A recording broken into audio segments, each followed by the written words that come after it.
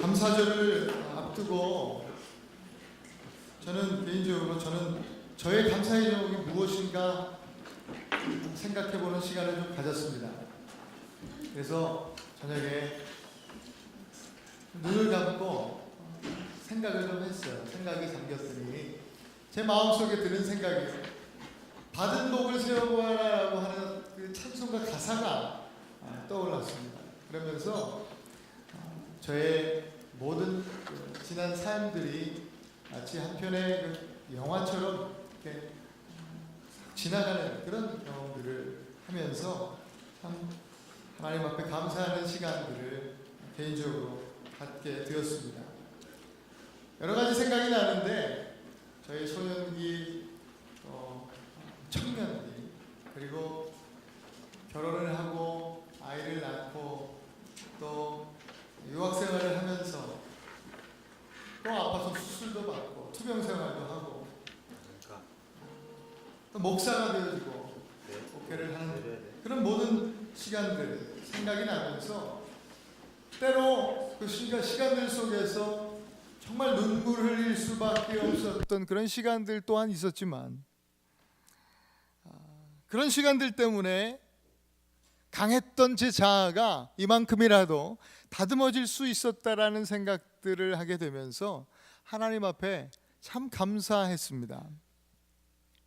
제 안에 선한 것이 하나도 없는데 정말 내 안에 아무리 눈 씻고 찾아봐도 선한 것이 하나도 없다라고 고백할 수 없는데 그럼에도 불구하고 우리 선하신 하나님께서 저와 늘 동행하여 주시고 또 하나님께서 역사하시고 우리 하나님이 인도해 주시니까 감사하지 않을 수 없었습니다.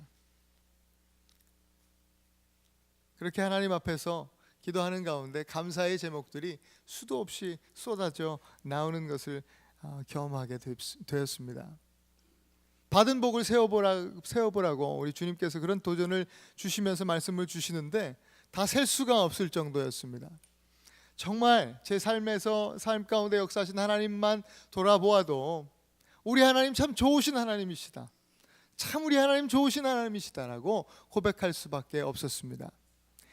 제 개인적인 삶만 이렇게 보아도 우리 하나님 참 좋으신 하나님, 크신 하나님, 광대하신 하나님이라고 고백할 수밖에 없는데 전 인류를 이제까지 품고 이제까지 인도해 오신 주님, 그 크신 주님, 그 창조의 하나님을 기억할 때 우리 하나님 참 좋으신 하나님이시다라고 고백할 수밖에 없음을 믿습니다. 아멘. 우리 하나님 참 좋으신 하나님이십니다.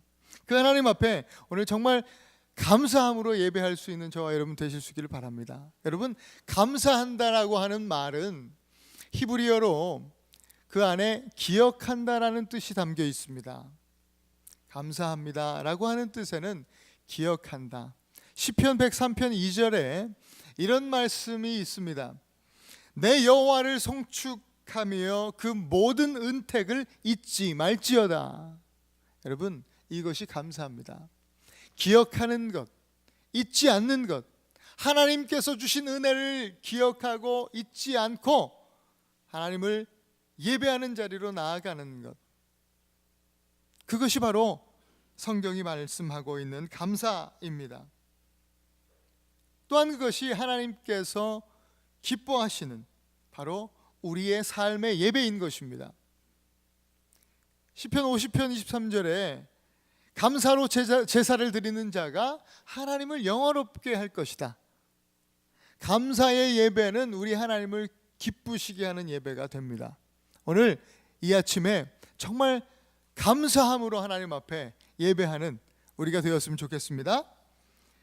크리스천 작가요 심리학자인 돈 베이커라는 사람이 자신의 책을 이제 이렇게 이런 글로 권두원으로 이렇게 시작합니다. 나는 최근 사무실 직원들의 월급을 지불하지 못할 것을 걱정하고 있었습니다. 또 아내는 최근 오른쪽 팔꿈치에 혹이 만져져서 MRI를 찍었는데 그 결과를 걱정하고 있습니다.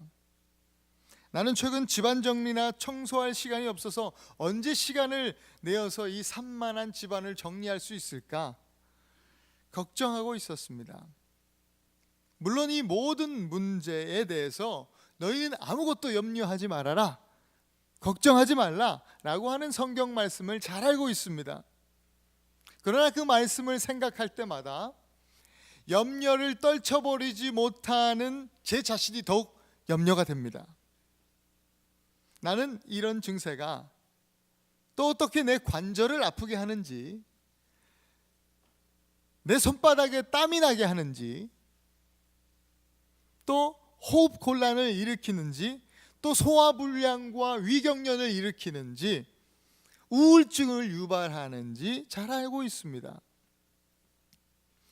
그런데 나와 아내는 우리의 문제를 고칠 완벽하고 강력한 치료책을 드디어 찾았습니다. 이 치료책은 기적 같은 효과를 나타냅니다.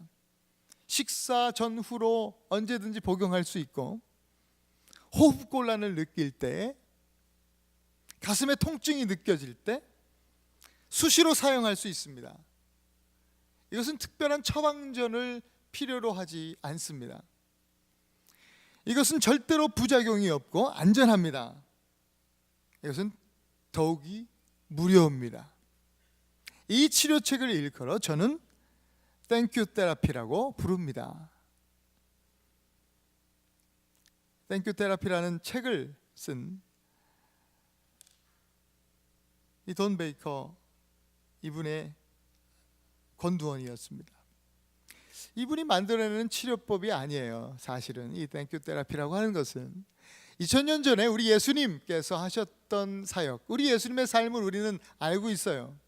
2000년 전에 이미 우리 예수님께서는 이 땡큐 테라피를 가장 효과적으로 사용하셨던 분이시다라는 생각을 해보게 됩니다. 우리 예수님은요, 늘 일용할 양식 앞에서 감사하셨습니다. 우리가 잘 아는 그 일화가 있죠. 남자만 카운트해서 5,000명이 앉아 있습니다. 그것도 다들 지금 굶주려 있어요. 굶주린 남자들이 5,000명, 거기다 여자들 애들까지 합하면 와우, 이건 뭐 보통 많은 사람들이, 보통 많은 군중들이 앞에 앉아 있는 것이 아닙니다. 그 많은 사람들이 앉아 있는데 그 굶주린 사람들 앞에서 먹을 것이라고는 딸랑 물고기 2마리, 떡 5개, 이게 전부입니다. 절망스럽습니다. 아주 절망스러운 상황인데 그 상황 속에서도 우리 예수님의 감사는 멈추지 않았습니다. 그 떡 5개와 물고기 2마리를 가지고 하나님을 향해 하늘을 우러러보시면서 하나님 감사합니다. 그렇게 감사를 하나님 앞에, 감사의 예배를 드리시는 예수님을 우리는 볼 수 있습니다. 예수님께서 이 땅에 계시는 동안 감사의 삶으로 사셨기 때문에 우리에게도, 그를 따르는 제자들에게도 그런 삶을, 그와 같은 삶을 요구하십니다. 우리들이 당신의 삶의 본을 따라 살기를, 그 예수님 닮은 삶을 살기를 우리 예수님께서 원하시는 거예요.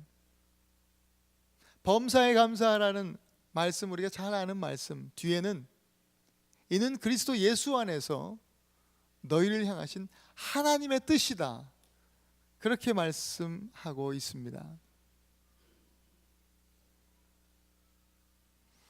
오늘 본문에도 문둥병자의 이야기들을, 그 일화를 우리가 보았는데, 감사에 대한 주제로 하나님께서 우리에게 전해주시는 말씀이에요. 오늘은 사마리아와 갈릴리 지방의 그 경계로 우리 예수님과 제자들 그 일행이 지나갑니다.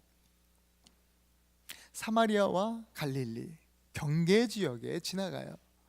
사마리아 또 유대 갈릴리에 또 속하지 않은 그 경계 지역입니다. 어떤 한 마을에 들어가셨어요. 이름도 없는, 이름도 얘기되어지지 않는 한 마을로 들어가십니다. 그 마을에 갔더니요, 어떤 사람들이 예수님을 봄과 동시에, 그 마을에 들어가심과 동시에 멀찍이 예수님을 쫓아옵니다. 따라옵니다. 10명의 남자들이었습니다. 그 모든 남자들은, 10명의 남자들은 모두가 다 병이 있었는데 다 문둥병자였습니다. 문둥병 환자들이었어요. 성경에는 많은 부분에서 문둥병에 대한 이야기를 해요. 이스라엘만큼 문둥병에 대한 이야기들이, 또 문둥병 환자들이 많이 등장합니다. 왜일까? 문둥병은요, 그 특징이 죄의 특징과 아주 흡사합니다.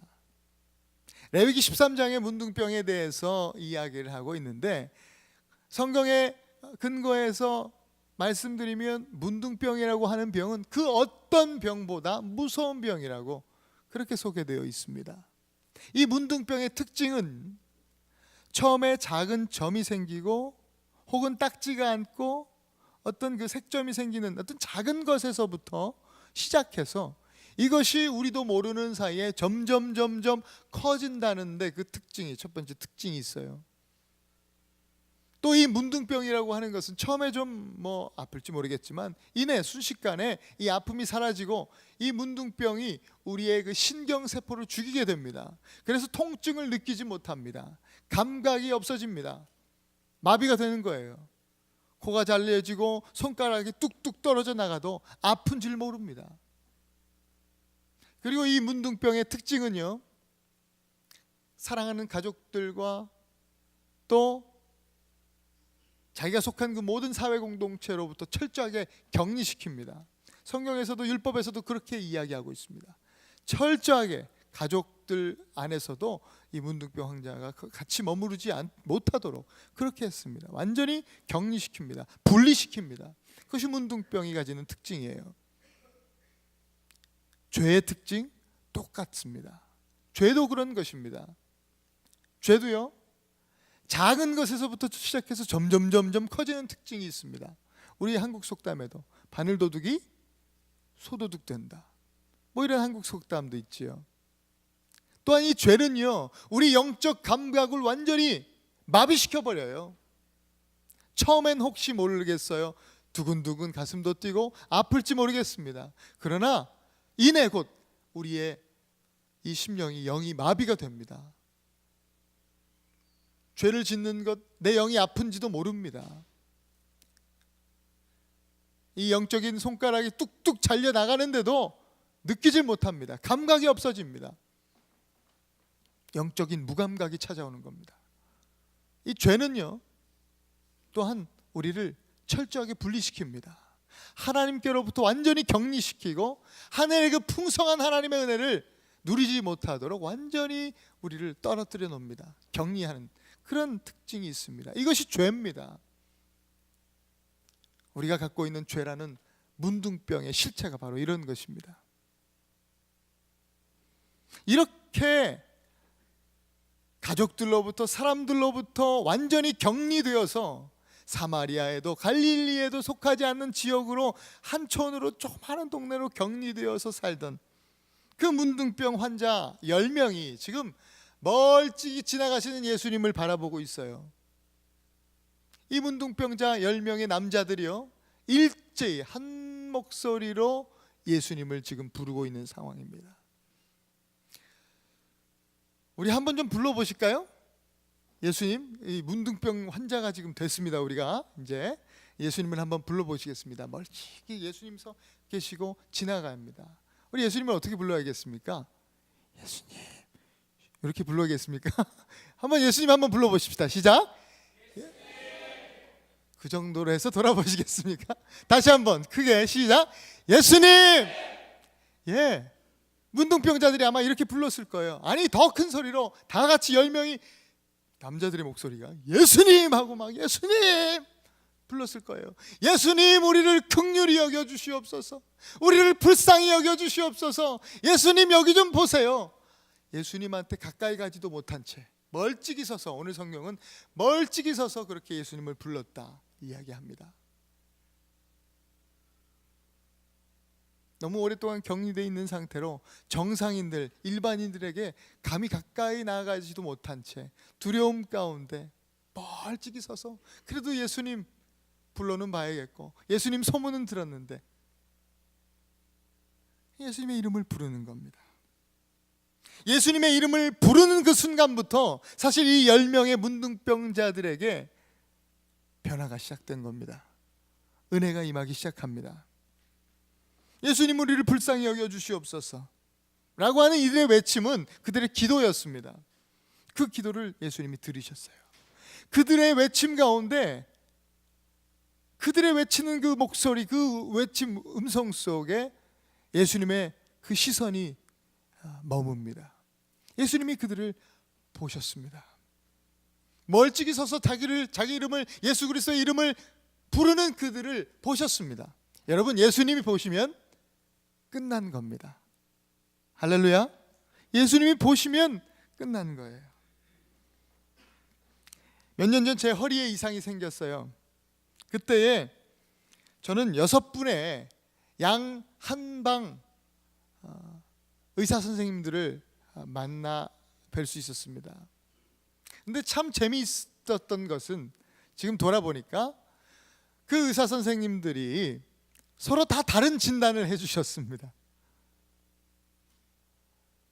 그분들도 나름 하여튼 다 유능한 의사분들이셨는데 다 다른 진단을 하셨어요. 그래서 수개월이 흐르고 오랜 시간이 흐른 이후에 저는 MRI라는 어떤 그 단층 촬영을 하게 됐고, 그 촬영 이후에 정확히 진단되어지고 또 치료받고 수술받을 수 있었지요. 그 생각이 나면서 지금 10명의 문둥병 환자들을 바라보시는 우리 예수님의 눈, 그 예수님의 눈, 예수님의 그 보심은 지금 현대 기술의 그 MRI 촬영보다도 훨씬 더 정확하게 보시는 예수님의 눈이라고 믿습니다. 예수님 정확하십니다. 오진이 있을 수 없습니다. 특별히 예수님은 보실 뿐만 아니라 보심과 동시에 고치시는 분이십니다. 이들을 바라보시는, 이 문둥병 환자를 바라보시는 예수님께서 오늘 예배 가운데, 오늘 이 아침 감사절 예배로 하나님 앞에 나아가서 예수님 하고 예수님의 이름을, 그 능력의 이름을 부르면서 예수님 우리를 불쌍히 여겨주옵소서, 나를 긍휼히 여겨주시옵소서, 예수 그리스도의 이름을 부르는 저와 여러분들을 바라보고 계심을 믿습니다. 그 불꽃 같은 눈동자로 우리를 지금 보고 계시는 줄 믿습니다. 예수님이 보시면 끝난 겁니다. 예수님은 언제나 정확히 진단하시고 확실히 고치십니다. 따라 해보실까요? 정확히 진단하시고 확실히 고치신다. 아멘. 우리 예수님은요, 오늘도 우리를 바라보시면서 저와 여러분들의 상태를 정확히 진단하실 뿐만 아니라 확실하게 고쳐주실 줄 믿습니다. 그런 예수 그리스도의 그 능력의 이름을 지금 오늘 이 문둥병 환자들이 불렀던 것처럼 우리 영혼의 입을 크게 열어서 예수님, 오늘 예배 가운데 나를 만나 주시옵소서, 나를 불쌍히 여겨 주옵소서, 그 능력의 이름, 구원의 이름, 그 생명의 이름, 예수 그리스도의 이름을 부르실 수 있기를 축복합니다. 예수님께서 이 문둥병자들을 이제 치유하시기 시작합니다. 예수님의 치유 방법이 좀 특이합니다. 예수님의 방법은요, 제사장들에게 가서 너희 몸을 보이라, 이것이었습니다. 너무 시시해요. 이 문둥병자들 입장에서 보면요, 이거 너무 서운한 이야기예요.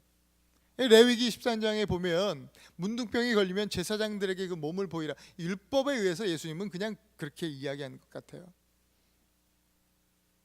율법에 의거해서 제사장에게 너희 몸을 보여라, 이 말을 했어요.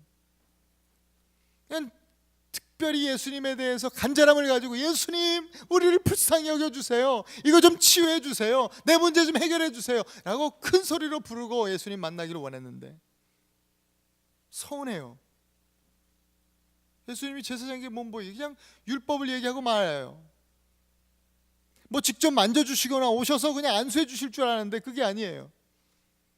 나만 장군처럼 어디 물속에라도 들어가라, 이렇게 얘기라도 해주시면 좋았을 텐데, 아니면 무슨 뭐 진흙을 또 이기셔서 좀 침 좀 다 뱉고 말이죠. 거하게 진흙 좀 이기셔서 그냥 상처에 좀 발라주시고, 예? 그렇게 좀 고쳐주시는 것 같이 좀 뭔가 하는 것 같이 좀 해주셨으면 좋겠는데 그게 아니에요. 멀리서 보시더니 말이죠. 저 뒤에 있으신 분들 보듯이 제가 여러분 멀리서 보시더니 조금 아마 현대식으로 생각해서 제가 나름대로 생각해본 예수님의 메시지는 이런 거예요. 딴 병원 가봐라. 저 병 예루살렘에 있는 병원 가봐. 그런 거예요. 아니 기껏 예수님 불렀더니 딴 병원 가보래. 이 사람들 입장에서는 뭐 예수님이 뭐 이래? 우리가 소문에 듣던 예수님이 아니야. 뭐 우리가 제사장한테 안 가봤나? 우리 몸 뭐 안 보여봤나? 가봐야 뻔할 텐데 뭘 또 가보래? 이렇게 생각할 수도 있어요. 그런 상황입니다. 그런데 이상하게도 이들에게는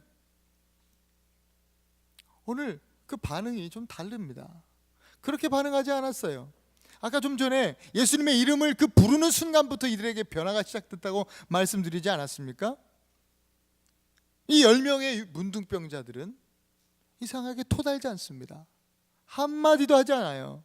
야, 딴 병원 가봐, 저쪽 예루살렘으로 가봐, 올라가봐 라고 하는 예수님의 말씀 앞에서 토달지 않았어요.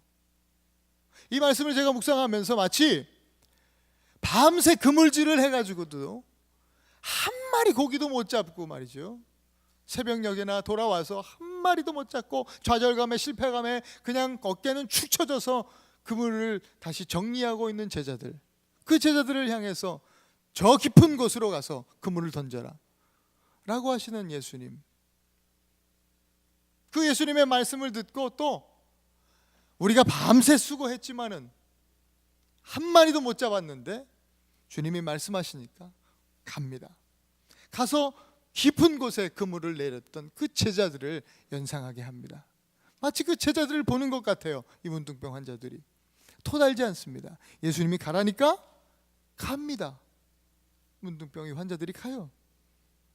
이전에도 문둥병이 걸렸으니까 율법에 의해서 문둥병이 걸렸을 때 제사장에게 자기 몸을 보였을 겁니다. 그랬으니까 이렇게 격리되어지고 사마리아와 갈릴리 이 경계 지역에서 완전히 격리돼서 자기들끼리만 모여 사는 겁니다.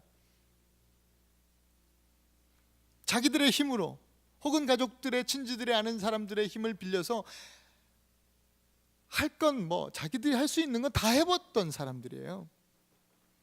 그들의 힘으로 노력으로 나아갔을 때 늘 번번이 실패를 경험하고 그다지 뭐 큰 결실을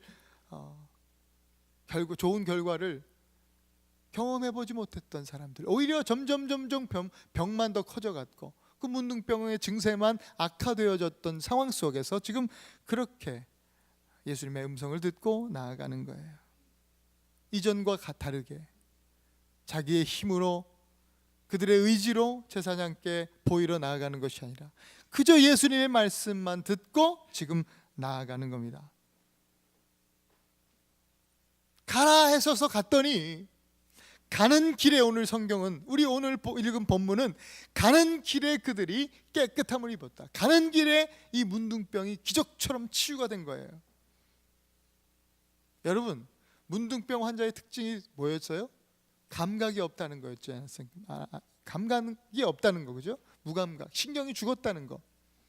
그러니까 어쩌면 제가 묵상하면서 생각해 보니까 이 10명의 친구들이 가면서요, 감각이 없으니까 자기가 고쳐지는지도 뭐 아마 어쩌면 몰랐겠다라는 생각이 들어요. 그래서 10명이 같이 길을 가는데 10명이 가는데 이미 하나님께서 고쳐주셨어요. 성경에 보니까 그렇게 깨끗하게 하나님께서 고쳐주셨는데 고쳐진 거를 모르는 거야. 감각이 없으니까. 근데 모르다가 이렇게 열심히 가다가 보니까 우연찮게 한 사람이 어떤 옆에 있는 친구를 보게 됐네. 그러니까 그 10명 중 한 명이 아니 자네 얼굴이 하면서 이렇게 놀란 거지요. 왜? 깨끗해졌어요. 그러니까 이 갑자기 옆에 친구가 그러니까 아니 왜 내 얼굴이 이러다가 자기도 상대방 얼굴을 보지 않겠습니까? 그러니까 저도 아니 자네 얼굴도 하면서 서로 하면서 막 이렇게 서로 10명이 아니 자네들 얼굴 이게 도대체 어떻게 된 일이야? 그래서 손을 보고 발을 보니까 멀쩡해지는 거예요. 깜짝 놀랐죠. 이게 도대체 나 혼자만 고쳐졌으면 이게 뭐 꿈인가, 내가 뭐죠? 환상을 보고 있나 생각했을 수도 있겠는데 10명 다 깨끗해졌으니까 가면서, 옛날에 율법에는요 문둥병 걸린 사람들의 옷은요 다 태워버리기로 돼 있어요. 다 태워버리라고 율법은 말해요. 부정하다 이거죠. 그리고 구약에도 그 문둥병이 치유되는 사례들이 있는데 다 고쳐지면, 정하여지면 다 태워버리고, 그때 입었던 모든 옷을 태워버리고 새 옷을 입게 돼 있어요. 문둥병이 죄를 상징하는 것이잖아요. 죄 가운데 입었던 그 모든 옷들은 다 깨끗이 불살라버리고, 이제 새로운 몸으로 새로운 옷을 입고 살라는 의미죠. 성령의 불로 다 태워버리고 이제는 그리스도로 옷 입고 살라는 그런 의미죠. 그래서 가는 길에 사람들이, 이 친구들이 10명이요 자연스럽게 그렇게 얘기합니다. 얼굴 손만 보여주니까 붕대로 감았을 때 다 풀어봤을 거 아니겠습니까? 그래, 야 여보시게 옷들 좀 벗어보시게나 뭐 이러면서 이제 가다가 옷을 벗어보지 않겠습니까? 몸 구석구석을 확인해야 되는 거예요. 옷을 다 벗고 이제 서로를 보는 거예요. 자기의 몸을 보는 거예요. 온통 썩어서 냄새나고 고름이 흐르던 그런 몸이었는데 말이죠, 거기서 새살이 돋아났어요. 깨끗해졌습니다. 깨끗하게 치유됐습니다. 한두 명이 아니라 10명 모두 하나님께서 깨끗하게 치료하셨습니다. 다시 한번 따라 하실까요? 예수님은 정확히 진단하시고 확실히 고치십니다. 아멘. 하나님께서 오늘 예수님께서 우리를 보신다고 하면 예수님께서 오늘 우리 또한 정확히 진단하시고 확실히 고쳐주실 것을 믿습니다. 그런데 문제는 여기서부터입니다. 문둥병이 고침받았으니까 이 10명이 얼마나 기뻤겠어요. 이 문둥병이 고침받았으니까 아마 날아갈 듯 기뻤을 겁니다. 그래서 그랬는지요, 진짜 이 사람들이 날아가서 휙 어디론가 가버렸습니다. 10명 중 9이 다 어디론가 사라져 버렸어요. 다시는 성경에 등장하지 않습니다. 자기들의 문제가 해결되니까요 더 이상 예수님 부를 이유가 없어진 거예요. 더 이상 예수님을 부르지 않는 거예요. 자기 문제 해결됐다 이거죠.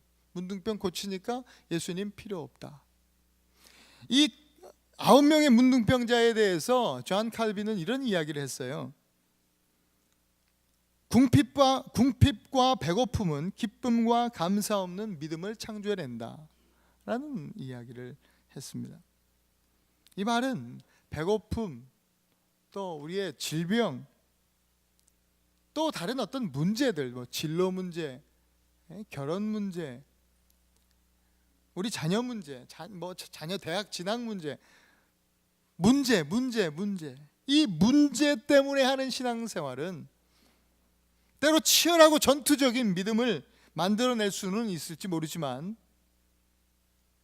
기쁨과 감사를 찾아볼 수 없는 믿음만 나올 뿐이다 라고 하는 그런 말입니다. 여러분, 기쁨과 감사로 충만한 믿음으로 신나게 하는 게 신앙생활입니다. 따라해 봅시다. 다시 한번. 신나게. 아멘. 신나게 해야 돼요. 신앙생활은요, 신나게.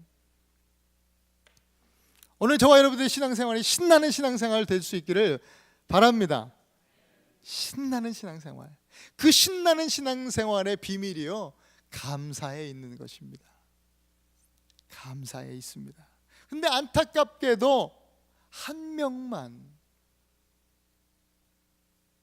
치유받은 이후에, 은혜 받은 이후에, 문제 해결받은 이후에 단 한 사람만 예수님께 나왔습니다. 한 사람만 예수님께 엎드려 경배하고 있습니다. 예수님께 무릎을 꿇었다는 거, 예수님 앞에 엎드렸다는 거, 이것은 내가 주인 삼은 모든 거 다 내려놓고 예수님만 나의 주인 삼습니다 라고 하는 고백 아니겠습니까? 이런 고백으로 하나님 앞에 지금 신나는 믿음 생활, 신나는 신앙 생활로 이제 예수님 앞에 감사함으로 나아간 사람, 단 한 사람밖에 없었다는 것. 그것도 유대인들이 멸시하고 천대하던 사마리아인이다, 이방인이다, 오늘 성경은 말씀하고 있습니다. 이때 예수님이요, 오늘 17절 18절에 보면 예수님의 그 안타까운 마음을 다 예수님 막 토해내십니다. 10명이 다 고침을 받지 않았느냐? 내가 10명 다 치유해줬는데, 10명 다 고쳐줬는데 왜 너 혼자냐 이거죠. 9은 다 어디 갔느냐? 바로 이 자리에 있어야 할, 너와 함께 이 자리에 있어야 할 그 9은 다 어디 갔느냐? 이 예배의 자리에 있어야 할 그 9은 어디 갔느냐? 이 섬김의 자리에 있어야 할 9 다 어디 갔느냐? 우리 함께 하나님의 나라를 세워가기 위해서 그렇게 세움받은, 그렇게 고침받고 치료받은 그 9은 다 어디서 지금 뭘 하고 있느냐? 예수님의 그 안타까운 마음이 쏟아져 나옵니다. 마태복음 18장 14절에 예수님께서 어린 양의 비유를 하시면서, 잃어버린 그 양 비유를 하시면서 마지막에 이 작은 자 중에, 소자 중에 하나라도 잃어버리는 것은 하늘에 계신 아버지의 뜻이 아니다 라고 우리 예수님이 말씀하셨습니다. 또 디모데전서 2장 4절에는 하나님은 모든 사람이 구원을 받으며 진리를 아는데 이르기를 원하시느니라 라고 기록하고 있습니다. 우리 예수님의 마음은 하나님의 마음입니다. 예수님은 이 10명의 문둥병자 모두가 다 구원받기를 진심으로 원하셨어요. 10명 모두가 다 그 치유하신 하나님의 그 치유의 은혜에 감사하며 그 은혜를 기억하며 예수님께 나와서 감사의 예배를 드리기를, 또 그래서 그들이 구원받기를 예수님이 원하셨어요. 그러나 한 명밖에는 없었습니다. 오직 한 명만 예수님의 그 구원의 선물을 받습니다. 감사하는 한 명, 그 한 명이 구원을 받아 누립니다. 여러분, 초반에 감사는 잊지 않고 기억하는 것이다 말씀을 드렸습니다. 우리는 오늘 이 예배 가운데 우리 예수님을 기억해야 될 줄로 믿습니다. 또한 예수님을 기억할 뿐만 아니라 예수님의 그 이름을 감사함으로 선포하고 예수님을 또 나의 주인으로 고백해야 될 줄로 믿습니다. 예수님에 대해서 기억한다는 것은 예수님께서 나를 위해 십자가 지심으로 인해서 내 더러운 죄를 사해 주셨다, 마치 썩어 문드러진 이 문둥병 같은 나의 이 영혼의 병을 깨끗하게 고쳐주셨다는 사실을 기억하는 것입니다.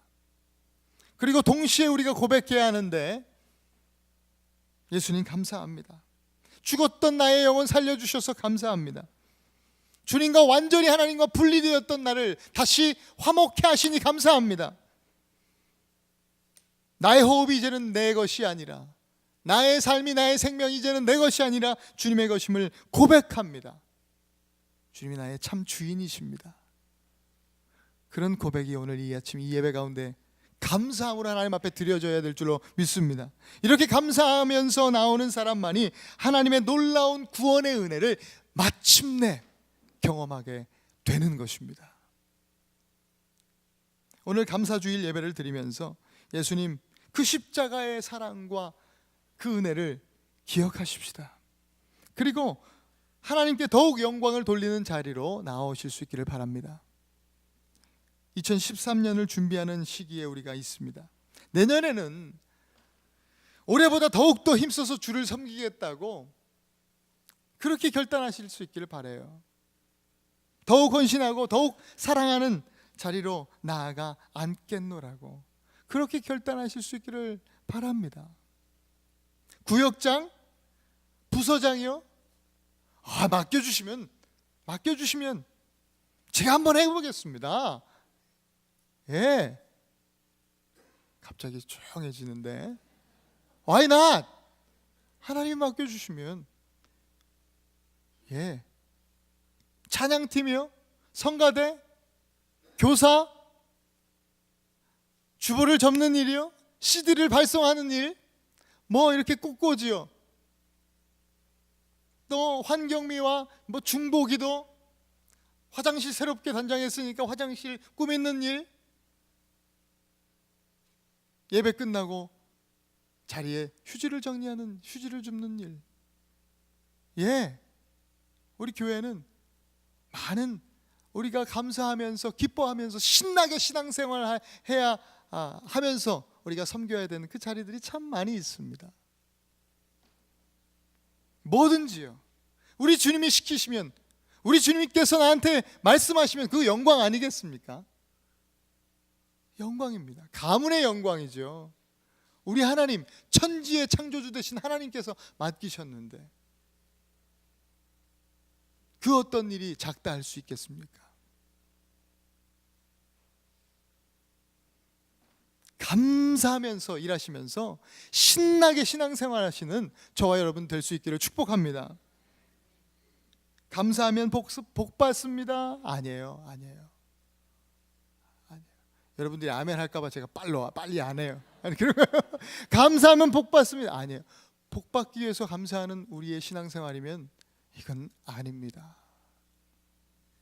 우리는 복 받기 위해서 감사하지 않습니다. 아멘. 우리가 감사하는 유일한 이유는 감사해야 살기 때문이에요. 감사가 없으면 살 수 없는 인생이기 때문입니다. 우리는 감사할 때만 우리의 영이 살아서 신나는 신앙생활을 하게 될 줄로 믿습니다. 여러분, 떠난 9이 되시겠습니까? 아니면 돌아온 한 사람 되시겠습니까? 선택은 여러분들이 하는 것입니다. 우리 함께 기도하실까요? 우리 조용히 잠잠히 좀 기도하시면서 하나님 앞에 여러분 받은 복을 세워보아라. 하나님께서 나를 진단하시고 고치시는데요, 거기서 끝나면 안 돼요. 신나는 신앙생활은 감사하면서 주님께 나온, 아무 문제 없을지라도, 아무런 이유 없을지라도 여전히 예수 그리스도의 그 능력의 이름, 구원의 이름, 생명의 이름 기쁨으로 부르면서, 외치면서, 찬송하면서, 예배하면서 나아가는 그 사람이 바로 신나는 신앙생활하는 사람임을 믿고, 이 시간에 하나님 앞에 하나님 감사합니다. 정말 하나님 내 안에서 무엇보다도 감사가 회복되기 원합니다. 매 순간 나를 위하여 일하신, 역사하신, 또 나를 이제껏 인도해 주신 하나님의 그 역사를 기억하면서 잊지 않고 그 은혜를 기억하며 날마다 감사함으로 하나님 앞에 나오는 우리가 되게 하여 주옵소서. 떠나버린 9이 아니라 주님께 돌아온 그 한 사람, 바로 내가 되게 하시고, 우리 주님께서 또한 그 안타까운 심정을 쏟아 놓으셨는데 우리도 하나님 그 감사하는 예배하는 자리에서 우리 주님의 마음을 품고 그 안타까운 심정으로 그 떠나버린 9을, 잃어버린 9을 생각하면서 하나님과 안타까운 심정으로 우리에게 주어진 사역들을 감당하고 그 9을 주님께로 다시 불러 붙들어 나올 수 있는, 이끌고 나올 수 있는 그런 믿음의 사람 되게 하여 주옵소서. 우리 잠시 조용히 한 1분 정도만 우리 기도하십시다. 감사하십시다. 그리고 결단하십시다.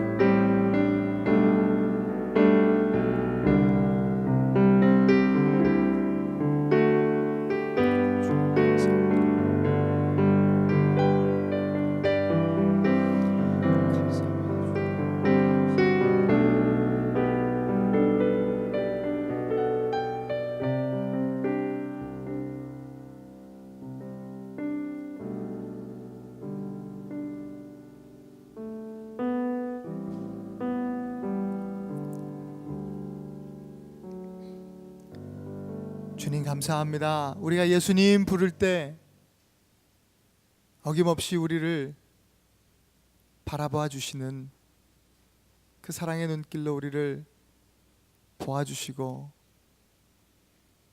정확히 진단하시고 확실히 고쳐주시는 우리 하나님, 그 은혜에 감사를 드립니다.